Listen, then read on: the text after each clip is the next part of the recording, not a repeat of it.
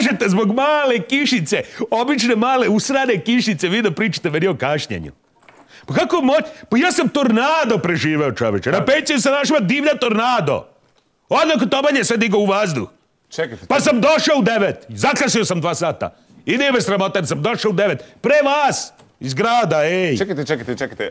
Znam da je bio kod Inđije tornado. Šta, sad je na Pećim salašima tornado. To je taj isti, to je došao. Videli ste... Iz Srema. Čekaj, videli ste pravi tornado, onog crva da je spojio nebo. Da sam ga vidio. Bio pored mene na 4 cm novine mi odno. Da. I u njemu vrti se krug, u njemu i Doroti i Toto. Čekaj, videli ste pravi... Tako radi.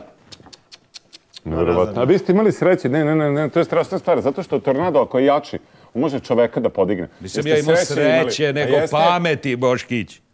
Jer sam se obrazovao u slučaju tornada, šta se radi. Jer sam ja imao u džepu katanac od piladi, veliki kineski ovolki. I ja kad sam vidio da on se zaletio pre mene, ja izbacio iz džepa na drugu stranu ulice i on ovako kad došao, krenuo se i ode prema Čeneju. Nekim pokida krovove, zavoli me. Niste vi to dobro razumeli. Znači, grom ide na metal, znači vetar ne može da ima nikakve veze. Hoće i grom, hoće i tornado. Ti si trebao da se obrazuješ, dečka. Da uzmeš arkanske visove, da otvoriš knjigu o Volko debela, pa da vidiš šta je s vetrovima. Da vidiš